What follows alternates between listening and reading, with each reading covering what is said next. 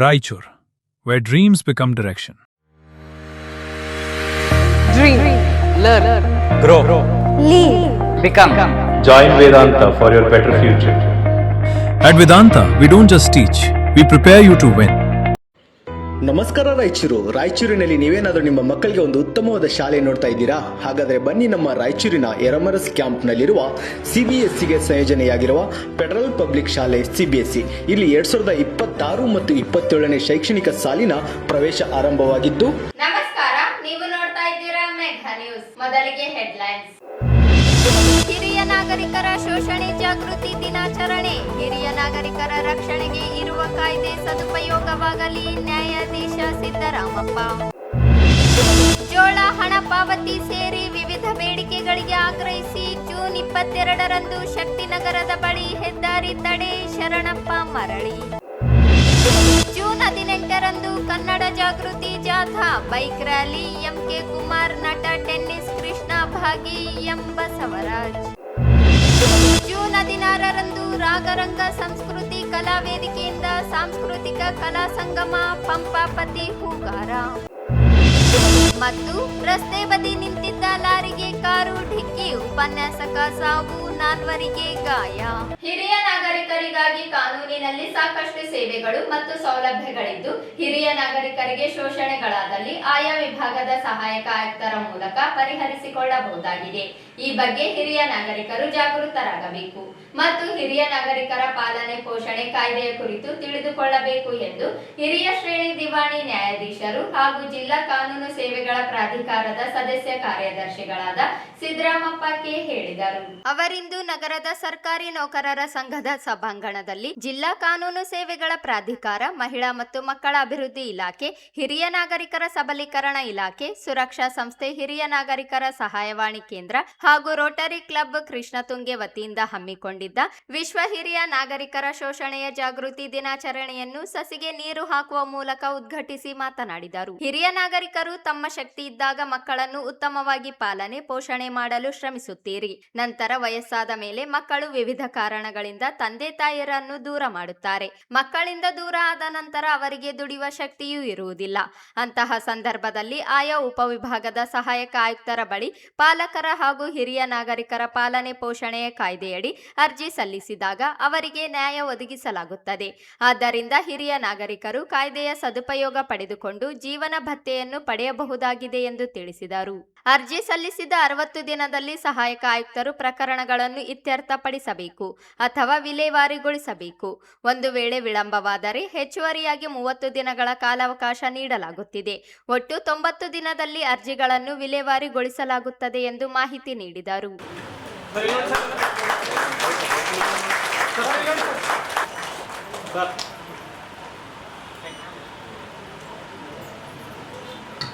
ನಮ್ಮ ಯೌವನದಲ್ಲಿ ಅಥವಾ ಶಕ್ತಿ ಇದ್ದಾಗ ತಾವೆಲ್ಲರೂ ತಮ್ಮ ಮಕ್ಕಳನ್ನು ಚೆನ್ನಾಗಿ ಪಾಲನೆ ಮಾಡಿ ಅವರಿಗೆ ದೊಡ್ಡವ್ರು ಮಾಡಿ ತುಂಬ ಚೆನ್ನಾಗಿ ನೋಡಿಕೊಂಡು ಒಂದು ಹಂತಕ್ಕೆ ಅವರಿಗೆ ತಲುಪಿಸಿರ್ತೀರಿ.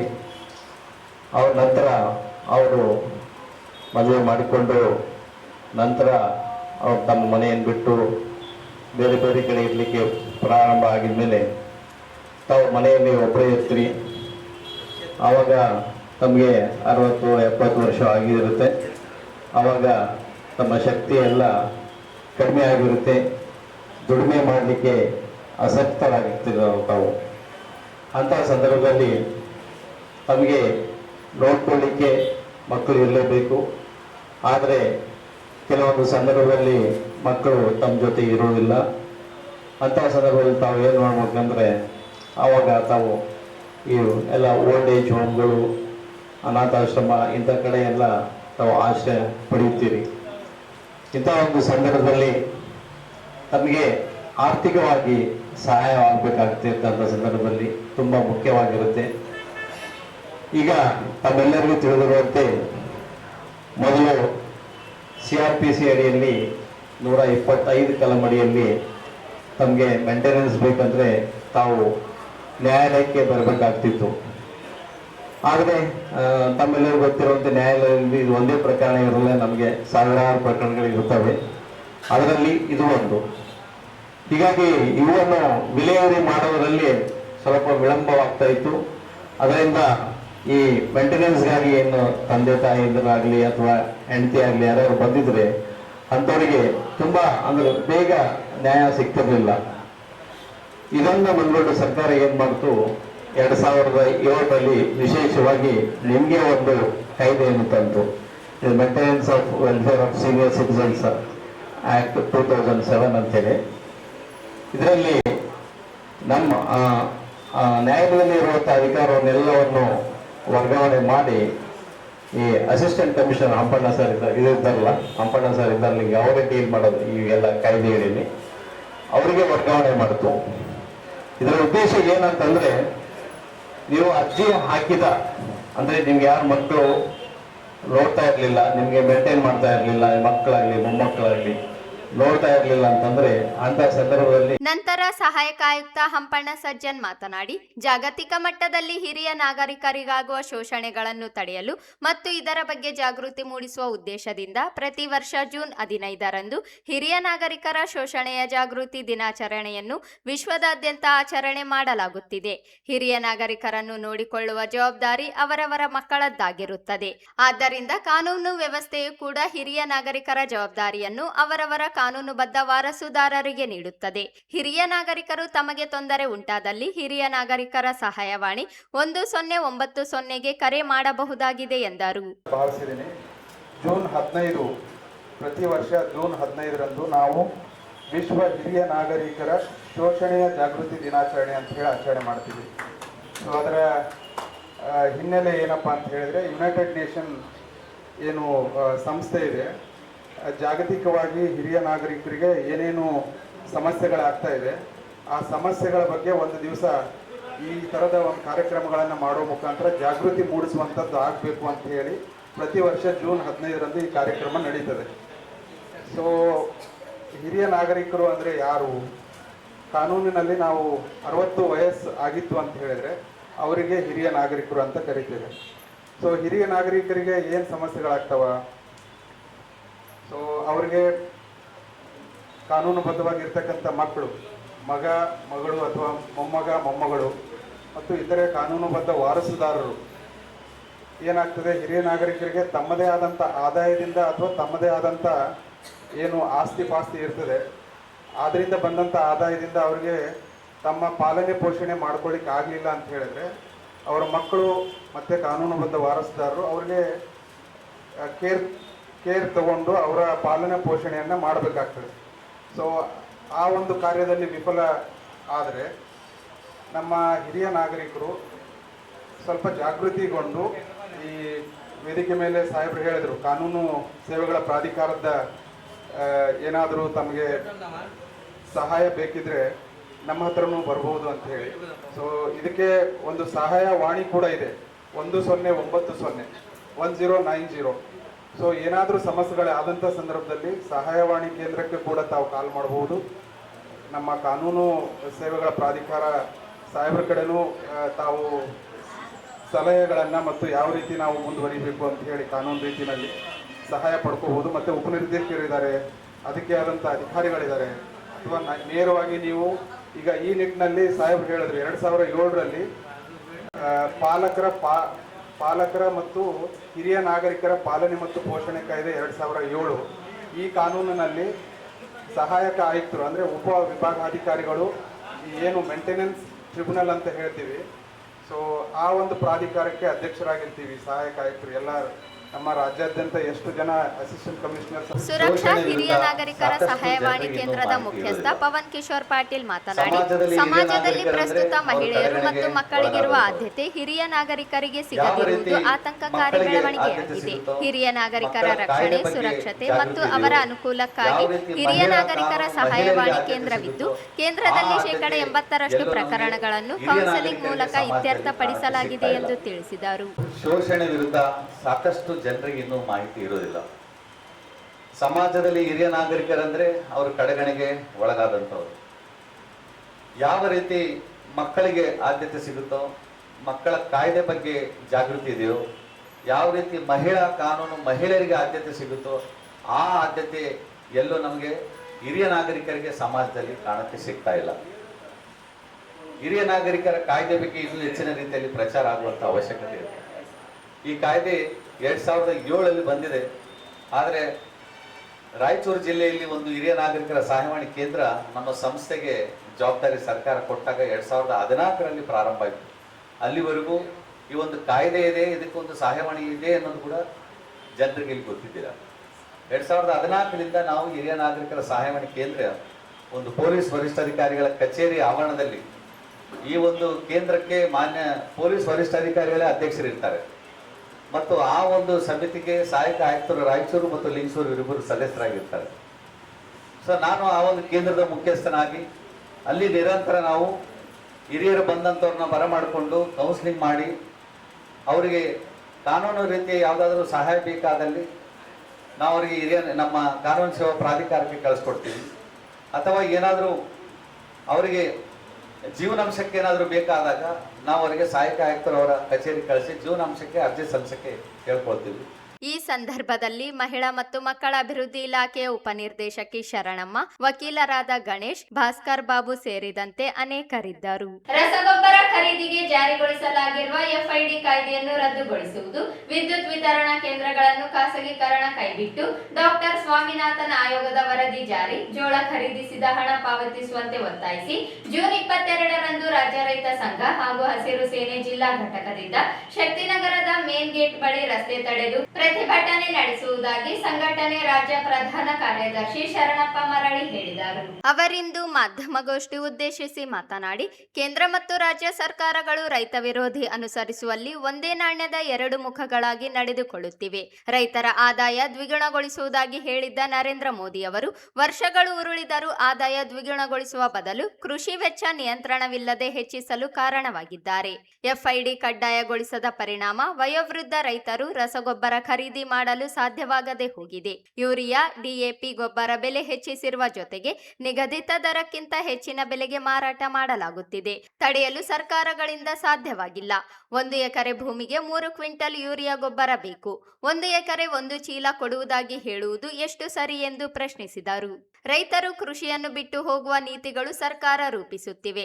ರೈತರ ಕೃಷಿ ಪಂಪ್ಸೆಟ್, ಭಾಗ್ಯಜ್ಯೋತಿ, ಕುಟೀರ ಜ್ಯೋತಿಗಳಿಗೆ ಉಚಿತವಾಗಿ ವಿದ್ಯುತ್ ನೀಡುವ ಸರ್ಕಾರ ವಿದ್ಯುತ್ ವಿತರಣಾ ಕೇಂದ್ರಗಳನ್ನು ಟಾಟಾ ಪವರ್ ಇವರಿಗೆ ವಹಿಸುವ ಮೂಲಕ ಉಚಿತ ವಿದ್ಯುತ್ ಕಡಿತಗೊಳಿಸಲು ಹುನ್ನಾರ ನಡೆಸಿದೆ. 2006ರಲ್ಲಿ ಡಾಕ್ಟರ್ ಸ್ವಾಮಿನಾಥನ್ ಆಯೋಗ ಹಿಂದಿನ ಕಾಂಗ್ರೆಸ್ ಸರ್ಕಾರದ ಅವಧಿಯಲ್ಲಿ ವರದಿ ನೀಡಿದೆ. ಈಗ ಪ್ರಧಾನಿ ನರೇಂದ್ರ ಮೋದಿ ಸೇರಿ ಕಾಂಗ್ರೆಸ್ ಸಹ ಜಾರಿಗೆ ಮುಂದಾಗಿಲ್ಲ. ಕೇಂದ್ರ ಮತ್ತು ರಾಜ್ಯದಲ್ಲಿರುವ ಬಿಜೆಪಿ ಮತ್ತು ಕಾಂಗ್ರೆಸ್ ಪಕ್ಷಗಳು ರೈತ ವಿರೋಧಿಯಾಗಿವೆ. ರೈತರಿಂದ 3 ತಿಂಗಳ ಹಿಂದೆ ಖರೀದಿಸಿರುವ ಜೋಳದ ಹಣ ಇಂದಿಗೂ ಪಾವತಿಸುತ್ತಿಲ್ಲ. ಕೂಡಲೇ ಹಣ ಪಾವತಿಗೆ ಆಗ್ರಹಿಸಿ ಶಕ್ತಿನಗರದಲ್ಲಿ ರಸ್ತೆ ತಡೆ ನಡೆಸುವುದಾಗಿ ಹೇಳಿದರು. ಈಗ ಎಲ್ಲರೂ ಒಂದೇ ನಾಣ್ಯದ ಎರಡು ಮುಖಗಳಂತೇಳಿ ಇವತ್ತೇನು ಮಾಡಕತ್ತಾರ ಅಂದ್ರೆ, ರೈತರ ಏನು ಕೃಷಿಗೆ ಬಳಸುತ್ತಿರುವ ರಾಸಾಯನಿಕ ಗೊಬ್ಬರವನ್ನು ಕೆ ಕಿಸಾನ್ ತಂತ್ರಾಂಶದ ಎಫ್ಐಡಿ ಮೂಲಕ ಗೊಬ್ಬರ ಖರೀದಿಸಬೇಕೆಂಬ ನಿಯಮವನ್ನು ಹಾಕಿ ಇವತ್ತು ರೈತರನ್ನು ಭಾಳ ಸಂಕಷ್ಟಕ್ಕೆ ದೂಡಿದ ಪರಿಣಾಮ ನಮ್ಮ ಜಿಲ್ಲೆಯಲ್ಲಿ ಗೊಬ್ಬರದ ಕೊರತೆ ಇದೆ. ಯಾಕಂದ್ರೆ ಕಳೆದ ವರ್ಷ ಒಂದೇ ಬೆಳೆ ಆಯ್ತು, ನಮ್ಮ ತುಂಗಭದ್ರದಲ್ಲಿ ನೀರಿದ್ದಿಲ್ಲ, ಗೊಬ್ಬರ ಹಾಕಲಿಕ್ಕೆ ಇದೆ. ಇವ್ರು ಇಳಿದ ಪರಿಣಾಮ ಇವತ್ತು ಅದೇ ಮಾಡಕತ್ತಾರ, 1 ಚೀಲ ಯೂರಿಯನ್ನ 266 ರೂಪಾಯಿ ಬೀಳಂಥ ಯೂರಿಯನ್ನ 500 ರೂಪಾಯಿ 550 ರೂಪಾಯಿ ಮಾರಾಟ ಮಾಡಕತ್ತಾರ. ಮತ್ತು ಅದೇ ರೀತಿಯಾಗಿ DAP ಗೊಬ್ಬರ 1350 ರೂಪಾಯಿ MRP ಬೆಲೆ ಇದೆ, ಅದನ್ನು ಕೂಡ 2000 ಮೇಲ್ಪಟ್ಟು ಮಾರಾಟ ಮಾಡಿಕತ್ತಾರ. ಮತ್ತು ಅದ್ರ ಜೊತೆಗೆ DAP ತಗೊಂಡ್ರೆ ನ್ಯಾನೋ ಯೂರಿಯಾ ತಗೋಬೇಕು, ಯೂರಿಯಾ ತಗೊಂಡ್ರೆ ನ್ಯಾನೋ DAP ತಗೋಬೇಕು, ಇಲ್ಲ ಇನ್ನಿತರ ಫರ್ಟಿಲೈಸರ್ ತಗೋಬೇಕು ಅಂತೇಳಿ ಅವರು ಲಿಂಕ್ ಮಾಡಕತ್ತಾರ. ಇವತ್ತು ರೈತರು ಬೆಳೆದಂಥ ಉತ್ಪನ್ನಗಳಿಗೆ ಬೆನ್ನೀತಿ ಇಲ್ಲ ಸರಿಯಾಗಿ, ಹೀಗಾಗಿ ಗೊಬ್ಬರ ಖರ್ಚು ಮಾಡೋಕ್ಕಾಗಲ್ಲ. ಅದೇ ರೀತಿಯಾಗಿ ಇನ್ನೊಂದು ಮುಖ್ಯವಾದ ವಿಷಯ ಏನಂದ್ರೆ, ಇವತ್ತು ಸರ್ಕಾರದ ಸ್ವಾಧೀನದಲ್ಲಿರುವ ವಿದ್ಯುತ್ ವಿತರಣಾ ಕೇಂದ್ರಗಳನ್ನು ಟಾಟಾ ಪವರ್ ಕಂಪನಿಗೆ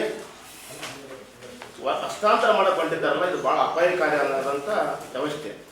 ಇದರಿಂದ ಏನಾಗುತ್ತೆ ಅಂತಂದರೆ, ನಾವು ಮಾನ್ಯ ಮುಖ್ಯಮಂತ್ರಿಗಳಿಗೆ ತಿಳಿಪಡಿಸಿದ್ರೆ, ಇವತ್ತು ಕೃಷಿ ಪಂಪ್ಸೆಟ್ಗಳಿಗೆ ಅತ್ಯಧಿಕವರೆಗೂ ಉಚಿತ ವಿದ್ಯುತ್ ಇದೆ. ನಮ್ಮ ಟ್ರಾನ್ಸ್ಫಾರ್ಮರ್ ಸುಟ್ರ ಟ್ರಾನ್ಸ್ಫಾರ್ಮರ್ ಅವರೇ ಕೊಡ್ತಾ ಇದ್ದಾರೆ, ಶೀಘ್ರ ಸಂಪರ್ಕದಲ್ಲಿ ಟ್ರಾನ್ಸ್ಫಾರ್ಮರ್ ಉಚಿತವಾಗಿ ಕೊಡ್ತಾ ಇದ್ದಾರೆ. ಅದೇ ರೀತಿಯಾಗಿ SC/ST ಅನುದಾನ ಇದೆ. ಮತ್ತು ಇವತ್ತು ಗಂಗಾ ಕಲ್ಯಾಣ ಯೋಜನೆಗೆ ವಿದ್ಯುತ್ ಕೊಡ್ತಾ ಇದ್ದಾರೆ. ಮತ್ತು ಅದೇ ರೀತಿಯಾಗಿ ಭಾಗ್ಯ ಜ್ಯೋತಿ, ಪುಟ್ರ ಜ್ಯೋತಿ, ಇನ್ನೇನು ಸರ್ಕಾರ ಇವತ್ತು ಹಾಸ್ಟೆಲ್ಗಳಿಗೆ, ಶಾಲೆಗಳಿಗೆ, ಮಠಗಳಿಗೆ ಎಲ್ಲ ಏನು ವ್ಯವಸ್ಥೆ ಇದೆ ನಾಳೆ ಎಲ್ಲ ಕಡಿತದೆ. ಹಾಗಾಗಿ ರಾಜ್ಯ ಸರ್ಕಾರ ಯಾವುದೇ ಕಾರಣಕ್ಕೂ ಟಾಟಾ ಪವರ್ ಕಂಪನಿಗೆ ವಿದ್ಯುತ್ ವಿತರಣಾ ಕೇಂದ್ರಗಳನ್ನು ಒದಗಿಸಬಾರದು ಅಂತೇಳಿ ನಾವು ತಮ್ಮ ಮೂಲಕ ಮನವಿಯನ್ನು ಮಾಡಿಕೊಳ್ತೇವೆ. ಕಂಪನಿಗೆ ಮಾರಾಟ ಮಾಡಬಾರ್ದು ಏನು. ಅದೇ ರೀತಿಯಾಗಿ ಇನ್ನೊಂದು ಮುಖ್ಯವಾದ ವಿಷಯ ಏನಂದ್ರೆ, ರೈತರು ಇವತ್ತು ದೇಶದಲ್ಲಿ ಪ್ರತಿ 4 ನಿಮಿಷಕ್ಕೆ ರೈತರು ಸಾಯಕೈತಾರೆ. ಪ್ರತಿ ವರ್ಷ 1,35,000 ಜನ ದೇಶದಲ್ಲಿ ಸಾಯಕೈ ಆತಂಕ ಹೇಳ್ತಾರ. ಇದರಲ್ಲಿ ಏನ್ ಮಾಡ್ತಾರ ರೈತರು, ಇವರು ನಾನಾ ಕಾರಣಗಳಂದ್ರೆ ಕುಟುಂಬ ಕಾಲ, ಇವ್ರ ಹೆಸರಲ್ಲಿ ಜಮೀನಿಲ್ಲ, ಇವ್ರದ್ದು ಬೆಳೆ ಸಾಲ ಇಲ್ಲ, ಇವ್ರದ್ದು ಇನ್ನಿತರ ತೊಂದರೆಗಳನ್ನು ಕೈ ಬಿಟ್ಟು ಪ್ರತಿ ವರ್ಷ 18,000 20,000 ಜನರಿಗೆ ಆತ್ಮಹತ್ಯೆ ಕೊಡಬೇಕು. ಅದೇ ರೀತಿಯಾಗಿ ಇವತ್ತು ಹಾಗಾಗಿ ಯಾವುದೇ ಕಾರಣಕ್ಕೂ ಕಮರ್ಷಿಯಲ್ ಮಾಡಬಾರ್ದು. ಇದನ್ನೆಲ್ಲವನ್ನ ವಿರೋಧಿಸಿ ಮೇನ್ ಇಂಪಾರ್ಟೆಂಟ್ ಅಂದ್ರೆ ತಾವು ಕೇಳಿದಂಗೆ ರಸಗೊಬ್ಬರವನ್ನ ಏನು ಇನ್ನ ಒಂದು ವಾರದಲ್ಲಿ ಅಂದ್ರೆ ಸೋಮವಾರದ ಒಳಗಡೆ 22/6/2026 ಒಳಗಾಗಿ ತಾವೇನಾದರೂ ರಸಗೊಬ್ಬರವನ್ನ ನಾವು ಷರತ್ತು ರಹಿತವಾಗಿ ಕೊಡ್ತೀವಿ ಅಂತ ಹೇಳದೆ ಹೋದ್ರೆ ನಾವು ಶಕ್ತಿನಗರ ಮೇನ್ ಗೇಟ್ ಬಳಿ ರಸ್ತೆ ತಡೆಯನ್ನು ಹಮ್ಮಿಕೊಳ್ತಾ ಇದ್ದೀವಿ. ಹಾಗಾಗಿ ಎಲ್ಲರೂ ತಾವು ಸ್ವಲ್ಪ ರೈತರ ನೆರವಿಗೆ. ಈ ಸಂದರ್ಭದಲ್ಲಿ ಜಿಲ್ಲಾಧ್ಯಕ್ಷ ರಾಮಯ್ಯ ಜವಳಗೇರ, ಚನ್ನಪ್ಪ ಹುಣಸಿಹಾಳ ಹುಡ, ರಾಂಬಾಬು, ಗಂಗಪ್ಪ ಏಗನೂರು, ಜಶ್ಮೀರ್ ಅಲಿ, ಶ್ರೀನಿವಾಸ್, ನಿಂಗಪ್ಪ ವಡ್ಲೂರು, ಹನುಮಂತರಾಯ ಸೇರಿ ಅನೇಕರಿದ್ದರು. ಕನ್ನಡ ಸೇನೆ ಜಿಲ್ಲಾ ಘಟಕದಿಂದ ಕನ್ನಡ ಜಾಗೃತಿ ಜಾಥಾವನ್ನು ಜೂನ್ 18ರಂದು ನಡೆಸಲಾಗುತ್ತಿದ್ದು, ಸಂಘಟನೆ ರಾಜ್ಯಾಧ್ಯಕ್ಷ ಕೆಆರ್ ಕುಮಾರ್ ಹಾಗೂ ಚಲನಚಿತ್ರ ನಟ ಟೆನ್ನಿಸ್ ಕೃಷ್ಣ ಭಾಗವಹಿಸಲಿದ್ದಾರೆ ಎಂದು ಸಂಘಟನೆ ಜಿಲ್ಲಾಧ್ಯಕ್ಷ ಎಂ ಬಸವರಾಜ್ ಹೇಳಿದರು. ಅವರಿಂದು ಮಾಧ್ಯಮಗೋಷ್ಠಿ ಉದ್ದೇಶಿಸಿ ಮಾತನಾಡಿ, 18ರಂದು ಬೆಳಗ್ಗೆ 10:30ಕ್ಕೆ ಬೈಕ್ ರ್ಯಾಲಿ ಮೂಲಕ ಕನ್ನಡ ಜಾಗೃತಿ ಜಾಥಾಕ್ಕೆ ಚಾಲನೆ ನೀಡಲಾಗುತ್ತದೆ. ಕನ್ನಡ ಶಾಲೆಗಳನ್ನು ಉಳಿಸುವುದು, ಗಡಿಭಾಗದ ಶಾಲೆಗಳ ಸಮಸ್ಯೆಗಳನ್ನು ನಿವಾರಿಸುವುದು, ಕನ್ನಡ ನಾಮಫಲಕ ಕಡ್ಡಾಯಗೊಳಿಸುವಂತೆ ಆಗ್ರಹಿಸಿ ನಡೆಯುವ ಜಾಥಾ ನಗರದ ವಿವಿಧ ರಸ್ತೆಗಳ ಮೂಲಕ ಜಿಲ್ಲಾಧಿಕಾರಿಗಳ ಕಚೇರಿಗೆ ತೆರಳಿ ಮನವಿ ಸಲ್ಲಿಸಲಾಗುತ್ತದೆ. ಕನ್ನಡಾಭಿಮಾನಿಗಳು, ಆಸಕ್ತರು, ವಿವಿಧ ಸಂಘಟನೆಗಳು ಬೆಂಬಲಿಸಿ ಭಾಗವಹಿಸುವಂತೆ ಮನವಿ ಮಾಡಿದರು. 200ರಿಂದ 300 ಬೈಕ್ಗಳೊಂದಿಗೆ ಜಾಥಾ ನಡೆಯಲಿದ್ದು, ಜಿಲ್ಲೆಯ ಎಲ್ಲಾ ತಾಲೂಕುಗಳ ಪದಾಧಿಕಾರಿಗಳು, ಸದಸ್ಯರು ಭಾಗವಹಿಸಲಿದ್ದಾರೆ ಎಂದರು. ನಮ್ಮ ಕನ್ನಡ ಸೇನೆ ಕರ್ನಾಟಕದ ರಾಜ್ಯಾಧ್ಯಕ್ಷರಾಗಿರ್ತಕ್ಕಂಥ ಶ್ರೀಯುತ ಕೆಆರ್ ಕುಮಾರಣ್ಣ ಹಾಗೂ ಖ್ಯಾತ ಚಲನಚಿತ್ರ ನಟರಾಗಿರ್ತಕ್ಕಂಥ ಟೆನ್ನಿಸ್ ಕೃಷ್ಣವರು ರಾಯಚೂರಿಗೆ ಆಗಮಿಸುತ್ತಿದ್ದು, ಅವರ ಜೊತೆಯಲ್ಲಿ ರಾಜ್ಯ ಪದಾಧಿಕಾರಿಗಳು ಕೂಡ ಆಗಮಿಸುತ್ತಿದ್ದು, ಅವತ್ತಿನ ದಿನ ನಾವು ನಮ್ಮ ಸಂಘಟನೆ ವತಿಯಿಂದ ರಾಯಚೂರು ಜಿಲ್ಲೆಯ ಎಲ್ಲ ತಾಲೂಕು 8 ತಾಲೂಕು ಅಧ್ಯಕ್ಷರು, ಪದಾಧಿಕಾರಿಗಳು ಸೇರಿಕೊಂಡು ಅವತ್ತಿನ ದಿನ ಗಡಿನಾಡು ಕನ್ನಡ ಜಾಗೃತಿ ಜಾಥಾ ಅಂತೇಳಿ ಒಂದು ಕಾರ್ಯಕ್ರಮ, ಬೈಕ್ ಜಾಥಾವನ್ನು ಹಮ್ಮಿಕೊಂಡಿದ್ದೇವೆ. ಆ ಬೈಕ್ ಜಾಥಾಕ್ಕೆ ಸುಮಾರು 200ರಿಂದ 300 ಬೈಕು ಜಾಥಾ ಮಾಡ್ತಾ ಇದ್ದೀವಿ. ಅಲ್ಲಿಂದ RTO ಸರ್ಕಲ್ನಿಂದ ಬೆಳಿಗ್ಗೆ 10:30ಕ್ಕೆ ಚಾಲನೆ ಕೊಡೋದ್ರ ಮುಖಾಂತರ ಮುಖ್ಯ ರಸ್ತೆ, ಮುಖ್ಯವಾಗಿ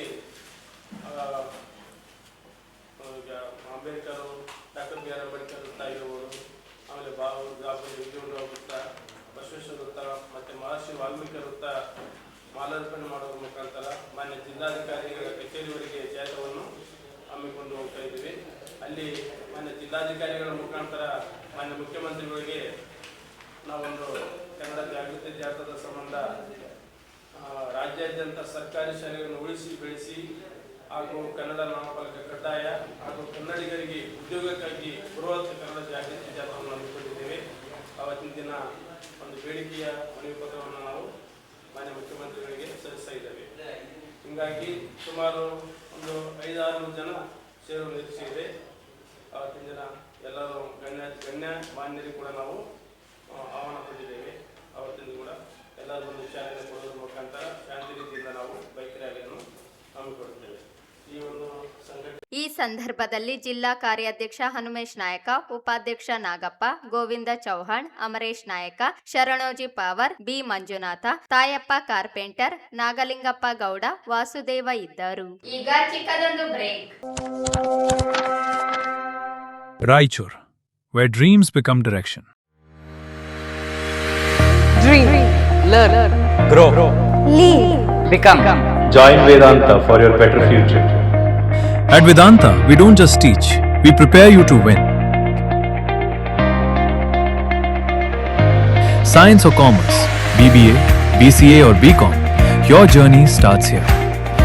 JEE, NEET, CA foundations from expert faculty with proven results. District topper from last 7 years, consistent results, trusted by Raichur. Don't just study, build your future. At Vedanta, start strong, finish ahead. ನಮಸ್ಕಾರ ರಾಯಚೂರಿನಲ್ಲಿ ನೀವೇನಾದರೂ ನಿಮ್ಮ ಮಕ್ಕಳಿಗೆ ಒಂದು ಉತ್ತಮವಾದ ಶಾಲೆ ನೋಡ್ತಾ ಇದ್ದೀರಾ? ಹಾಗಾದರೆ ಬನ್ನಿ ನಮ್ಮ ರಾಯಚೂರಿನ ಎರಮರಸ್ ಕ್ಯಾಂಪ್ನಲ್ಲಿರುವ CBSEಗೆ ಸಂಯೋಜನೆಯಾಗಿರುವ ಫೆಡರಲ್ ಪಬ್ಲಿಕ್ ಶಾಲೆ CBSE. ಇಲ್ಲಿ 2026 ಮತ್ತು 27ನೇ ಶೈಕ್ಷಣಿಕ ಸಾಲಿನ ಪ್ರವೇಶ ಆರಂಭವಾಗಿದ್ದು, ಈ ಶಾಲೆಯು ಉತ್ತಮವಾದ ವಾತಾವರಣ, ಹಸಿರು ಮತ್ತು ಆರೋಗ್ಯಕರ ವಾತಾವರಣದೊಂದಿಗೆ 9 ಎಕರೆ ಭೂಮಿಯನ್ನು ಹೊಂದಿದೆ. ಶಾಲಾ ಕಟ್ಟಡವು 56,000 ಚದರ ಅಡಿ ವಿಸ್ತೀರ್ಣವನ್ನು ಹೊಂದಿದ್ದು ಮತ್ತು ಪ್ರತಿ ತರಗತಿ ಕೊಠಡಿ ಗಾತ್ರ 26x27 ಅಡಿ ಹೊಂದಿದೆ. ಇಲ್ಲಿ ಸಂಪೂರ್ಣವಾಗಿ ಸುಸಜ್ಜಿತ ಕಂಪ್ಯೂಟರ್ ಲ್ಯಾಬ್ ಮತ್ತು ಸಂಯೋಜಿತ ವಿಜ್ಞಾನ ಪ್ರಯೋಗಾಲಯವನ್ನು ಹೊಂದಿದೆ. ಇಲ್ಲಿ ನಿಧಾನಗತಿಯಲ್ಲಿ ಕಲಿಯುವ ಮಕ್ಕಳಿಗೆ ಪರಿಹಾರ ಕ್ರಮಗಳನ್ನು ತೆಗೆದುಕೊಳ್ಳಲಾಗುತ್ತದೆ. ಶಾಲೆಯ ವಾತಾವರಣದಲ್ಲಿ ಶೈಕ್ಷಣಿಕ ವಾತಾವರಣವನ್ನು ಬೆಳೆಸುವುದು ಮುಖ್ಯ ಉದ್ದೇಶವಾಗಿರುತ್ತದೆ. ಇಲ್ಲಿ ಮಕ್ಕಳಿಗೆ ಅನುಕೂಲವಾಗಲು ಹಾಸ್ಟೆಲ್ ಸೌಲಭ್ಯಗಳನ್ನು ಕೂಡ ನೀಡಲಾಗಿದೆ. ಇಲ್ಲಿ ಮಕ್ಕಳಿಗೆ ವೈಯಕ್ತಿಕ ಮಾರ್ಗದರ್ಶನ ಮತ್ತು ಸಮಾಲೋಚನೆಯನ್ನ ನೀಡಲಾಗುತ್ತದೆ. ಇಲ್ಲಿ ಮಕ್ಕಳಿಗೆ ಉತ್ತಮವಾದ ಯೋಗ, ಕರಾಟೆ, ಸಂಗೀತ ಮತ್ತು ನೃತ್ಯ ಮತ್ತು ಪಠ್ಯೇತರ ಚಟುವಟಿಕೆಗಳ ಬಗ್ಗೆ ಜ್ಞಾನವನ್ನು ನೀಡಲಾಗುತ್ತದೆ. ಇಲ್ಲಿ ತರಬೇತಿ ಪಡೆದ ಅನುಭವಿ ಮತ್ತು ನವೀನ ಅಧ್ಯಾಪಕರು ಇದ್ದಾರೆ. ಹಾಗಾದರೆ ಇಂತಹ ಒಂದು ಉತ್ತಮ ಸೌಲಭ್ಯವನ್ನು ಹೊಂದಿರುವ ಶಾಲೆ ನಮ್ಮ ರಾಯಚೂರಿನಲ್ಲಿ ಇರುವಾಗ ತಡಮಾಡದೆ ತಮ್ಮ ಮಕ್ಕಳ ಪ್ರವೇಶಾತಿಯನ್ನ ಈಗಲೇ ಭೇಟಿ ನೀಡಿ ಪಡೆದುಕೊಳ್ಳಿ. ಬ್ರೇಕ್ನ ನಂತರ ಮೆಘಾ ನ್ಯೂಸ್ಗೆ ಸ್ವಾಗತ. ರಾಗರಂಗ ಸಾಂಸ್ಕೃತಿಕ ವೇದಿಕೆ, ಕನ್ನಡ ಮತ್ತು ಸಂಸ್ಕೃತಿ ಇಲಾಖೆ ಬೆಂಗಳೂರುಗಳ ಸಹಯೋಗದಲ್ಲಿ ಜೂನ್ 16ರಂದು ಸರ್ಕಾರಿ ನೌಕರರ ಮನೋರಂಜನಾ ಕೇಂದ್ರದಲ್ಲಿ ಸಾಂಸ್ಕೃತಿಕ ಕಲಾ ಸಂಗಮ, ಸಂಗೀತ ಮತ್ತು ನೃತ್ಯ ಕಾರ್ಯಕ್ರಮ ಸಂಜೆ 6 ಗಂಟೆಗೆ ಆಯೋಜಿಸಲಾಗಿದೆ ಎಂದು ರಾಗರಂಗ ಸಾಂಸ್ಕೃತಿಕ ಕಲಾ ವೇದಿಕೆ ಅಧ್ಯಕ್ಷ ಪಂಪಾಪತಿ ಹೂಗಾರ ಹೇಳಿದರು. ಅವರಿಂದು ಮಾಧ್ಯಮಗೋಷ್ಠಿ ಉದ್ದೇಶಿಸಿ ಮಾತನಾಡಿ, ಕಾರ್ಯಕ್ರಮವನ್ನು ಹೂಗಾರ ಸಮಾಜದ ರಾಜ್ಯಾಧ್ಯಕ್ಷ ಬಸವರಾಜ ಹೂಗಾರ ಉದ್ಘಾಟಿಸಲಿದ್ದಾರೆ. ಅಧ್ಯಕ್ಷತೆಯನ್ನು ಹೂಗಾರ ಸಮಾಜದ ಗೌರವಾಧ್ಯಕ್ಷ ಉಗ್ರ ನರಸಿಂಹಪ್ಪ ಹೂಗಾರ ವಹಿಸಲಿದ್ದಾರೆ. ಕಾರ್ಯಕ್ರಮದ ಜ್ಯೋತಿಯನ್ನು ಕನ್ನಡ ಮತ್ತು ಸಂಸ್ಕೃತಿ ಇಲಾಖೆ ಸಹಾಯಕ ನಿರ್ದೇಶಕರಾದ ಉತ್ತರಾದೇವಿ ಮಠಪತಿ, ಜಿಲ್ಲಾ ಹೂಗಾರ ಸಮಾಜದ ಅಧ್ಯಕ್ಷ ಈರಣ್ಣ ಹೂಗಾರ, ವಾಣಿಜ್ಯೋದ್ಯಮಿ ವೀರೇಂದ್ರ ಪಾಟೀಲ್ ಹರವಿ, ಫಾತಿಮಾ ಫೌಂಡೇಶನ್ ಅಧ್ಯಕ್ಷೆ ಫಾತಿಮಾ ಹುಸೇನ್, ನಿವೃತ್ತ ಪಶುವೈದ್ಯಾಧಿಕಾರಿ ಮಹದೇವಪ್ಪ, ಹಿರಿಯ ರಂಗಭೂಮಿ ಕಲಾವಿದೆ ಶಾಂತಾ ಕುಲಕರ್ಣಿ ಬೆಳಗಿಸಲಿದ್ದಾರೆ. ಅತಿಥಿಗಳಾಗಿ ಮೋಹನ್ ವಕೀಲ್, ಸೈಯದ್ ಮಜಾರ್ ಪಾಷಾ ವಕೀಲ್, BH ಗುಂಡಳ್ಳಿ, ಡಾಕ್ಟರ್ ಮಂಜುನಾಥ ವಟಗಲ್, ವಿಶ್ವನಾಥ್ ಹೂಗಾರ ಜಸ್ಕಾಂ, ರಮಾದೇವಿ, ಮಲ್ಲಿಕಾರ್ಜುನ ಹೂಗಾರ್, ಕೃಷ್ಣಪ್ಪ, ನಾಗರಾಜ ಜಗತಪ್ಪ, ಶರಣಪ್ಪ ಹೂಗಾರ ಗಾಣಧಾಳ ಭಾಗವಹಿಸಲಿದ್ದಾರೆ. ಪ್ರತಿಭಾ ಗೋನಾಳರಿಂದ ಸುಗಮ ಸಂಗೀತ, ದೀಪಾ ರಾಯಚೂರು ಇವರಿಂದ ವಚನ ಗಾಯನ, ಶಾಂತಾ ಕುಲಕರ್ಣಿಯವರಿಂದ ಭಕ್ತಿ ಸಂಗೀತ, ವೆಂಕಟ ನರಸಿಂಹಲು ಇವರಿಂದ ತತ್ವಪದ ಗಾಯನ, ಎ ನರೇಂದ್ರ ಕುಮಾರ್ ಇವರಿಂದ ಭಾವಗೀತೆ, ಕೃಷ್ಣಪ್ಪ ತಂಡದಿಂದ ನೃತ್ಯ, ವರ್ಷಾ ಮಡ್ಡಿ ಶಕ್ತಿನಗರ್ ಇವರಿಂದ ಭರತನಾಟ್ಯ ಪ್ರದರ್ಶನವಾಗಲಿದೆ ಎಂದರು. 16/6/2026 ಸಾಯಂಕಾಲ 6 ಗಂಟೆಗೆ ರಾಯಚೂರಿನ ಸರ್ಕಾರಿ ನೌಕರರ ಮನೋರಂಜನಾ ಕೇಂದ್ರ ರಾಯಚೂರು ಇಲ್ಲಿ ಒಂದು ಸಾಂಸ್ಕೃತಿಕ ಕಾರ್ಯಕ್ರಮವನ್ನು ಆಯೋಜಿಸಲಾಗಿದೆ. ಈ ಒಂದು ಕಾರ್ಯಕ್ರಮದ ಉದ್ಘಾಟನೆಯನ್ನು ಶ್ರೀ ಬಸವರಾಜ ಹೂಗಾರ್ ರಾಜ್ಯಾಧ್ಯಕ್ಷರು, ರಾಜ್ಯ ಹೂಗಾರ್ ಸಮಾಜ ಬೆಂಗಳೂರು ಇವರು ನೆರವೇರಿಸಲಿದ್ದು, ಅಧ್ಯಕ್ಷತೆಯನ್ನು ಶ್ರೀ ಉಗ್ರನರಸಿಂಹಪ್ಪ ಹೂಗಾರ್ ಮಾಜಿ ನಗರಸಭಾ ಸದಸ್ಯರು ಹಾಗೂ ಹೂಗಾರ್ ಸಮಾಜದ ಮುಖಂಡರು ಇವರು ವಹಿಸಲಿದ್ದಾರೆ. ಈ ಒಂದು ಕಾರ್ಯಕ್ರಮದ ಜ್ಯೋತಿ ಬೆಳಗಿಸುವ ಕಾರ್ಯಕ್ರಮವನ್ನು ಕನ್ನಡ ಮತ್ತು ಸಂಸ್ಕೃತಿ ಇಲಾಖೆಯ ಸಹಾಯಕ ನಿರ್ದೇಶಕರಾಗಿರ್ತಕ್ಕಂಥ ಶ್ರೀಮತಿ ಉತ್ತರಾದೇವಿ ಮಠಪತಿಯವರು ವಹಿಸಿಕೊಳ್ಳಲಿದ್ದಾರೆ. ಶ್ರೀ ಈರಣ್ಣ ಹೂಗಾರ್ ಜಿಲ್ಲಾಧ್ಯಕ್ಷರು ಹೂಗಾರ್ ಸಮಾಜ, ಶ್ರೀ ವೆಂಕಣ್ಣ ನಿವೃತ್ತ ಆಹಾರ ಸಹಾಯಕ ನಿರ್ದೇಶಕರು, ನಂತರ ವೀರೇಂದ್ರ ಪಾಟೀಲ್ ಅರವಿ ಇವರು ಕೂಡ ಇನ್ನೂ ಮುಂತಾದ ಗಣ್ಯರು ಈ ಒಂದು ಜ್ಯೋತಿ ಬೆಳಕು ಕಾರ್ಯಕ್ರಮದಲ್ಲಿ ಭಾಗವಹಿಸಲಿದ್ದಾರೆ. ಮುಖ್ಯ ಅತಿಥಿಗಳಾಗಿ ಶ್ರೀ ಮೋಹನ್ ವಕೀಲರು, ಸೈಯದ್ ನಜೀರ್ ಪಾಷಾ, ಗುಂಡಳ್ಳಿ DS ಗುಂಡಳ್ಳಿ ಅವರು, ಮಂಜುನಾಥ್ ಪಾಟೀಲ್, ಶ್ರೀ ಶರಣಪ್ಪ ಹೂಗಾರ್, ಮಲ್ಲಿಕಾರ್ಜುನ್ ಆಲೂರ್, ಇನ್ನು ಮುಂತಾದ ಗಣ್ಯಮಾನ್ಯರು ಈ ಒಂದು ಕಾರ್ಯಕ್ರಮದ ಅತಿಥಿಗಳಾಗಿ ಉಪಸ್ಥಿತರಿರುತ್ತಾರೆ. ಈ ಒಂದು ಕಾರ್ಯಕ್ರಮದಲ್ಲಿ ಕಲಾವಿದರಾಗಿ ಹಾಡುಗಾರರಾಗಿ ಪ್ರತಿಭಾ ಗೋನಾಳ್, ಸುಗಮ ಸಂಗೀತ, ಆಮೇಲೆ ವಿಜಯ್ ಕುಮಾರ್ ದಿನ್ನಿ, ಆಮೇಲೆ ವೀರೇಂದ್ರ ಕುರ್ಡಿ, ನರೇಂದ್ರ ಕುಮಾರ್, ಶಾಂತಾ ಕುಲಕರ್ಣಿ ಇವರೆಲ್ಲ ಈ ಒಂದು ಜಾನಪದ ರಂಗಗೀತೆಗಳು ಮುಂತಾದ ವಿವಿಧ ಪ್ರಕಾರದ ಸಂಗೀತ ಹಾಡುಗಳನ್ನು ಹಾಡಿ ಈ ಒಂದು ಕಾರ್ಯಕ್ರಮದಲ್ಲಿ ಪಾಲ್ಗೊಳ್ಳಲಿದ್ದಾರೆ. ಈ ಒಂದು ಕಾರ್ಯಕ್ರಮದಲ್ಲಿ ವಾದ್ಯಗೋಷ್ಠಿ ಅಂತಂದರೆ ಶ್ರೀ ವೀರೇಂದ್ರ ಕೊಡಿಯವರು ಕೀಬೋರ್ಡ್ ಅಂದರೆ ಕ್ಯಾಶೋ ಬಾರಿಸಿದ್ದಾರೆ.